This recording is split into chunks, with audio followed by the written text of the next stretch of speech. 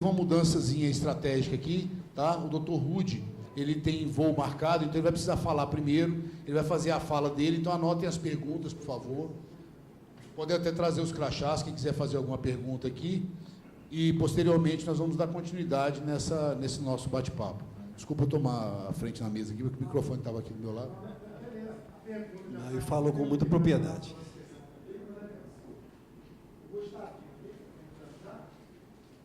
Ficamos assim, então, como o Hipólito mesmo adiantou, com muita certeza, com muita propriedade. O Dr. Rude ele vai falar coisas também muito relevantes, muito importantes para nós, e depois nós retornaremos e vocês preparem as perguntas para ser dirigida ao Hipólito. Quem quiser, que traga o seu crachá para fazer inscrição para fazer pergunta, ok? O tema, né, gente, vai ser data base e direito de advogados, servidores... Ah, não.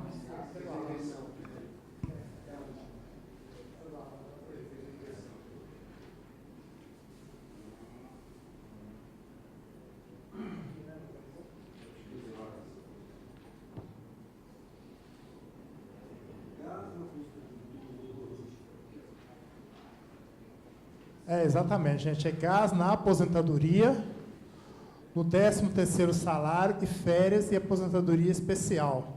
Ele vai focar esses temas, né? O pessoal que tiver alguma pergunta já pode colocar um crachá aqui, só para a gente poder agilizar. Ele está ali na recepção, já vai entrar.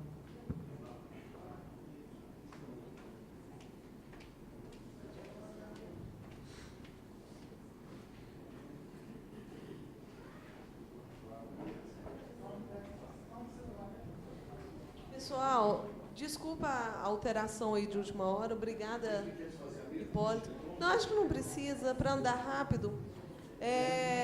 O Hipólito vai fazer uma pausa na palestra dele, porque o Rude precisa voltar, senão não vai dar tempo. Aí o Rude já faz a palestra agora e depois a gente retoma com o Hipólito. Pode ser? Então tá bom. O Rude vai falar sobre gás na aposentadoria, no 13º salário, férias e aposentadoria especial. Ele é advogado extraengue, graduou-se pela Universidade Federal de Santa Maria, no Rio Grande do Sul. Desde o início da carreira, especializou-se em Direito do Servidor Público e Direito dos Concursos Públicos. Atuou na assessoria permanente, ad hoc, de entidades representativas de servidores e membros do Poder Executivo, do Judiciário e do Ministério Público, além de sindicatos e associações, dentre outros. É extenso o currículo dele, mas no tempo aqui vamos cortar. Então, vou passar para ele.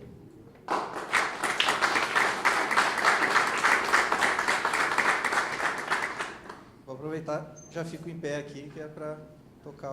Eu vim lá do Citraeng, que tinha um outro evento. Você esteve lá também, né?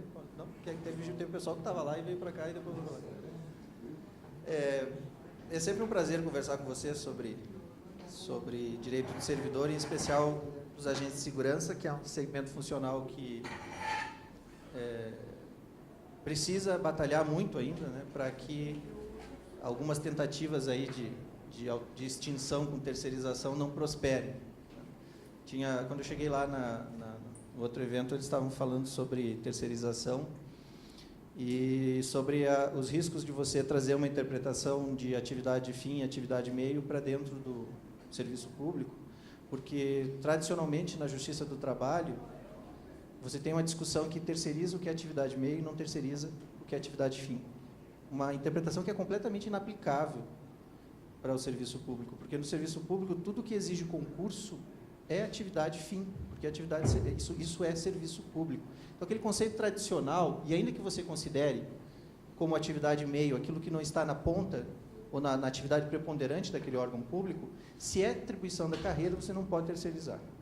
Então, eu acho que hoje, paralelamente, e aí vem a importância desse tipo de seminário, porque em todos os seminários e congressos que eu tenho participado, há uma conclusão uniforme, que uma das coisas que fazem diferença é a capacidade de organização, coisa que os agentes têm dado um exemplo hoje em relação ao setor do Poder Judiciário da União, e a transformação desta capacidade de organização em eventos em que aqueles temas sejam discutidos e aprofundados. Aqui, hoje, nós temos que falar de 3 pontos, né, que é gás na aposentadoria, gás... Uma coisa que acontece só aqui em Minas, que eu acho que até surgiu lá no outro congresso onde nós estivemos, que eu não me lembro onde é que foi, em São Paulo, que até eu fiquei surpreso, embora a gente já tenha uma ação coletiva aqui, no caso de Minas, para o Citraeng, que eu nunca imaginei que geraria uma ação coletiva, porque achei que isso seria resolvido na esfera administrativa, tamanho absurdo que é, porque só acontece aqui em Minas, e me parece que no TRT da 3ª região, que é não pagar gás na base de cálculo da gratificação natalina e das férias. Eu nunca vi isso. Cheguei até, na hora, fui pego de surpresa lá no Encontro de São Paulo, disse, mas isso acontece mesmo? O pessoal não está enganado? Não é possível que isso aconteça.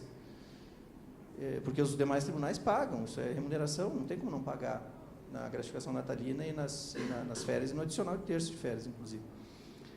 E aí eu vi, me agradou que um dos temas aqui fosse esse, né, além da gás na aposentadoria e acho que a aposentadoria especial, né, que é um outro ponto. Vou começar, então, por essa questão da gás na remuneração, como parcela remuneratória e, portanto, com efeitos na gratificação natalina e nas férias. Vocês sabem que a Lei 8.112, ela define o que é remuneração. No conceito da 8.112 e da 11.416, gratificação de atividade de segurança é remuneração. Entra no conceito de remuneração. O que entra no conceito de remuneração tem que ser pago, sofre os efeitos no 13º e nas férias. Porque esses períodos, o 13º é um espelho das remunerações dos meses anteriores. E as férias são pagas como se efetivo exercício você estivesse. Se no efetivo exercício você recebe a gás, você tem que receber nas férias. Há quanto tempo isso acontece, por exemplo, de não pagarem aqui desde o início da gás? Desde o início da gás. É porque isso foi objeto, a minha equipe fez requerimento, fez ação sobre isso, eu me lembro disso, mas não me lembro dos detalhes de quando começou. Começou desde o início da gás. Vejam, vocês estão há 10 anos com retroativo devido, isso vai ter que ser pago. Isso é um tipo de ação que envolve uma questão que você até fica surpreso de ter que judicializar, porque isso não poderia ser subtraído dessas bases de cálculo, e não é no resto do país, só aqui.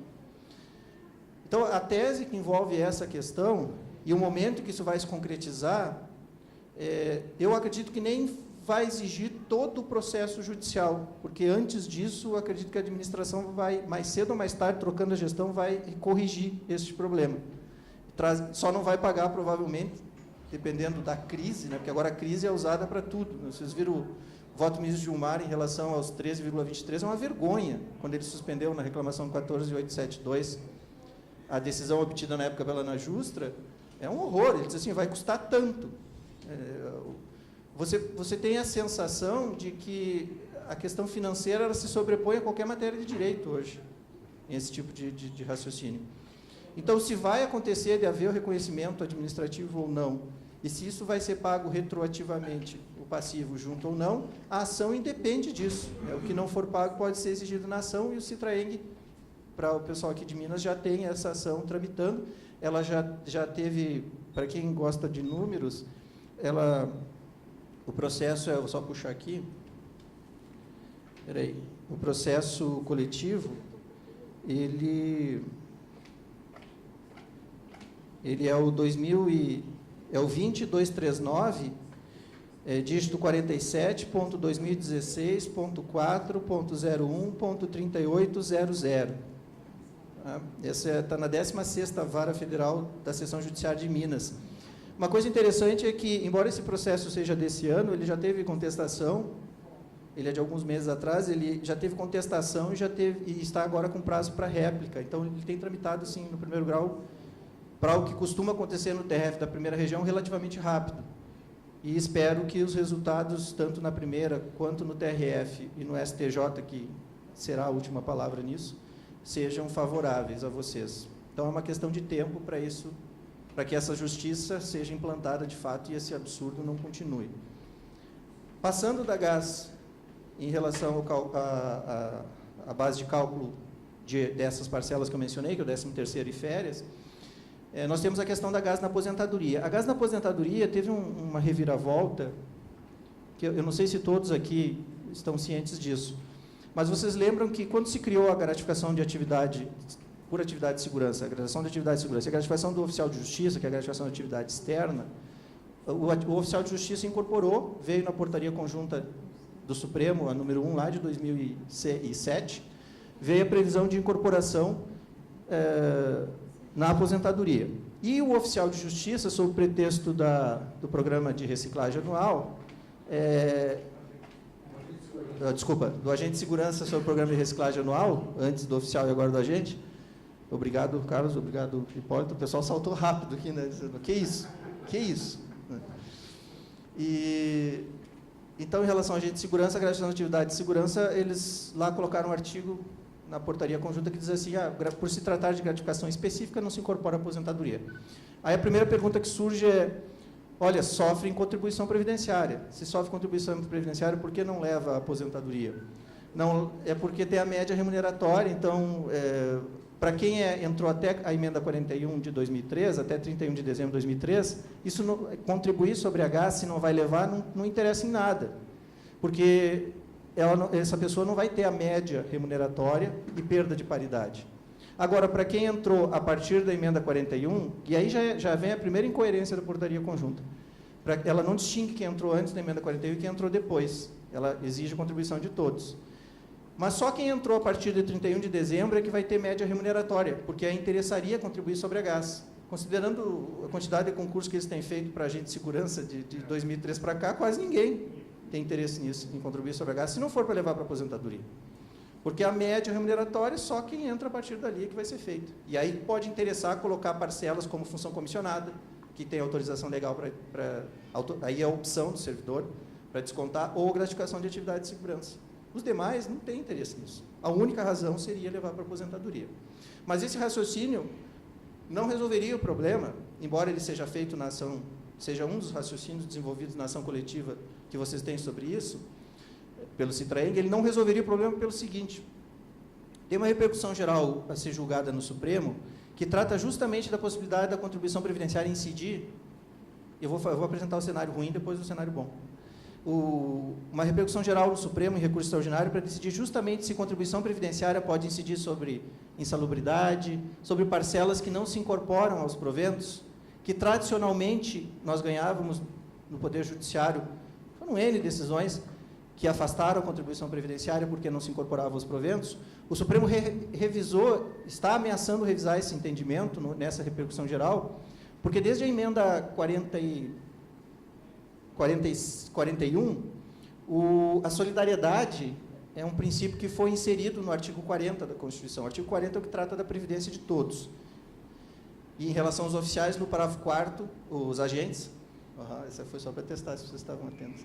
Em relação aos agentes de segurança, o parágrafo 4º do artigo 40, inciso 2º, trata da atividade de risco, e é daí que vem a aposentadoria especial, que é o nosso último ponto de pauta. Mas em relação ao artigo 40, na cabeça ou no caput do artigo 40, diz assim, que o regime de vocês é de caráter contributivo, antes dizia só isso. E aí nós sempre ganhávamos a isenção de parcelas que não integram os proventos de contribuição previdenciária. Mas, além disso, foi inserido a partir da 41 ou da 47, da emenda 41 e da emenda 47, é uma das duas, que agora não me recordo exatamente, mas foi inserido, o que importa é que foi inserido ali a expressão solidário. Então, hoje o regime de vocês é de caráter contributivo e solidário. Esse solidário é um grande problema, porque pelo solidário, vários juízes começaram a entender que qualquer parcela, até auxílio alimentação, daqui a pouco está incidindo na contribuição previdenciária.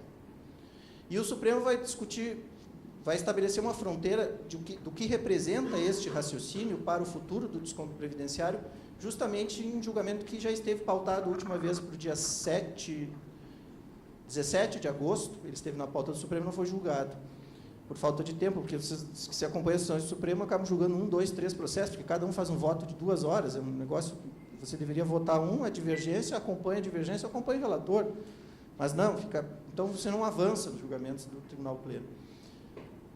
Mas essa matéria está para ser discutida e qual é o significado da solidariedade. Se prevalece o que deve prevalecer, a entendimento de que a solidariedade autoriza descontar sobre parcelas como adicional de salubridade que não se incorpora aos proventos, a GAS seria apenas mais uma, se esse fosse o único raciocínio a ser desenvolvido sobre isso.